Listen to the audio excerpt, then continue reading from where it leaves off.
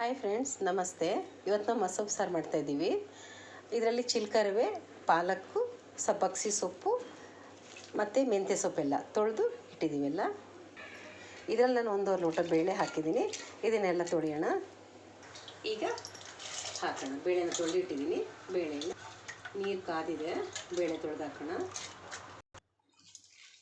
ತೊಳೆದಿದೆ ಸೊಪ್ಪು, ಸಣ್ಣದಾಗಿ ಹೆಚ್ಕೊಳ್ಳೋಣ ಸೊಪ್ಪೆಲ್ಲ.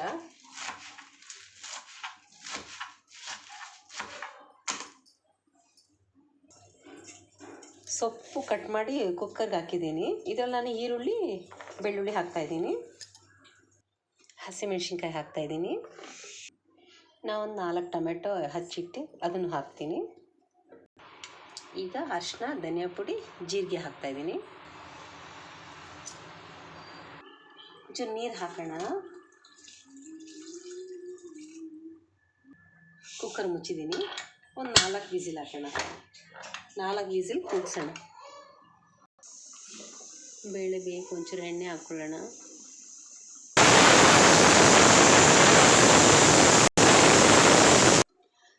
ಇಲ್ಲಿ ಬೇಳೆ ಅರ್ಧ ಬೆಂದಿದೆ, ಅರ್ಧ ಬೇಯಿಸ್ಕೊಂಡಿದ್ದೀನಿ ಬೇಳೆ ನಾನು ಬಿಸಿನೀರಲ್ಲಿ ಸ್ವಲ್ಪ ಹುಣಸೆಹಣ್ಣ ನೆನೆಸಿಟ್ಟಿದ್ದೀನಿ. ಆ ಬೇಳೆ ನೀರು ಬಿಸಿಯಲ್ಲೇ. ಇದಾಗಿದೆಯಾ ನೋಡೋಣ.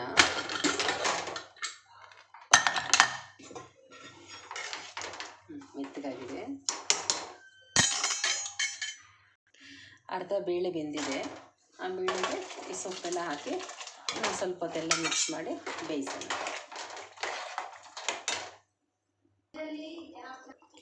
ಇದಾಗಿದೆ. ಈಗ ಇದಾಗಿದೆ. ಇದನ್ನು ಮಸಿಬೇಕು. ನಾನು ಮಕ್ಕಳ ಬಗ್ಗೆ ಒಂಚೂರು ಮಾತಾಡೋಣ ಅಂದ್ಕೊಂಡಿದ್ದೀನಿ. ನಿಮ್ಮ ಮನೇಲಿ ಎಷ್ಟೇ ಕೆಲಸ ಇರಲಿ ಬಿಟ್ಬಿಡಿ, ನೆಲದಲ್ಲಿ ಏನೇ ಬಿದ್ದಿರಲಿ ಅದನ್ನು ತೆಗೀರಿ. ಯಾಕೆಂದರೆ ಮಕ್ಕಳು ಅಂಬೆಗಾಲಲ್ಲಿ ಹೋಗ್ತಾ ಇರ್ತಾರೆ. ಆ ಕಸ ಈ ಕಸ ತೆಗೆದು ಬಾಯಲ್ಲಿ ಇಟ್ಕೊಂಡ್ಬಿಡ್ತಾರೆ. ಸ್ವಲ್ಪ ಮನೆ ಸ್ವಚ್ಛವಾಗಿ ಇಟ್ಕೊಳ್ಳಿ.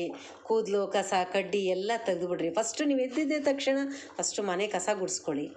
ಮಕ್ಕಳಿರೋ ಮನೆಗೆ ನಾನು ಹೇಳ್ತಾಯಿದ್ದೀನಿ. ನನ್ನ ಫ್ರೆಂಡ್ದು ಒಂದು ಯಾಕೆಂದರೆ ನನ್ನ ಫ್ರೆಂಡ್ ಒಬ್ರು ಇದ್ದಾರೆ. ಅವ್ರ ಪಾಪದೊಂದು ಪ್ರಾಬ್ಲಮ್ ಆಗಿತ್ತು ಮೊನ್ನೆ. ಅದು ನನಗೆ ಏನಾಗಿತ್ತು ಅಂತ ನಾನು ಮುಂದಿನ ವೀಡಿಯೋದಲ್ಲಿ ನಿಮಗೆ ತಿಳಿಸ್ತೀನಿ. ಇದನ್ನು ಸೋಸ್ಕೊತಾ ಇದ್ದೀನಿ. ಈಗ ಸೋಸ್ಕೊಂಡು ರುಬ್ಕೊಳ್ಳೋಣ.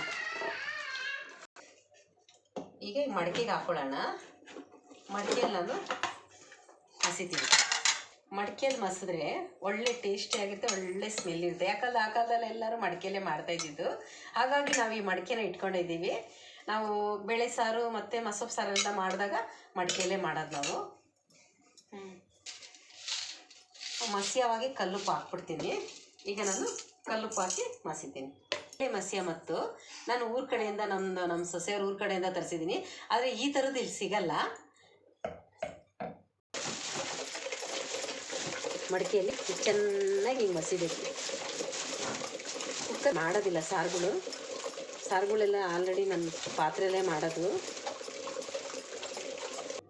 ಇದಕ್ಕೆ ಚೆನ್ನಾಗಿ ನುಣ್ಣಗಾಗಿದೆ. ಈ ಬೇಳೆ ನೀರನ್ನ ಇದಕ್ಕೆ ಹಾಕ್ಕೊಳ್ಳೋಣ. ಪಾತ್ರೆ ಕಾದಿದೆ, ಎಣ್ಣೆ ಹಾಕ್ಕೊಳ್ಳೋಣ. ಎಣ್ಣೆ ಕಾದಿದೆ. ಸಾಸಿವೆ ಜೀರಿಗೆ ಹಾಕ್ಕೊಳ್ಳೋಣ. ಇಲ್ಲಿ ನಾನು ಬೆಳ್ಳುಳ್ಳಿ ಜಜ್ಜಿಟ್ಟಿದ್ದೀನಿ, ಸಣ್ಣದಾಗಿ ಇಟ್ಟಿದ್ದೀನಿ. ಈರುಳ್ಳಿ, ಒಣಮೆಣಸಿನ್ಕಾಯಿ ಹಾಕ್ಕೊಳ್ಳೋಣ. ಕೆಂಪು ಹಾಕ್ಬಿಟ್ಟು ಹಿಂಗೆ ಹಾಕ್ಕೊಳ್ಳೋಣ. ಸ್ವಲ್ಪ ಟೇಸ್ಟ್ ಚೆನ್ನಾಗಿ ಕೊಡುತ್ತೆ.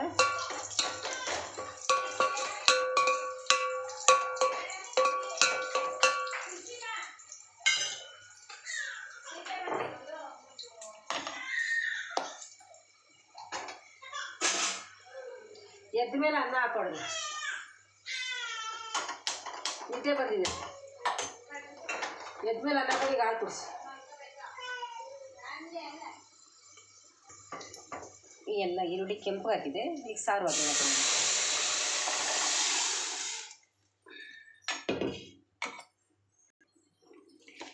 ಹುಣ್ಸೆಹಣ್ಣು ನಾನು ಕಿವುಚಿಟ್ಕೊಂಡಿದ್ದೀನಿ.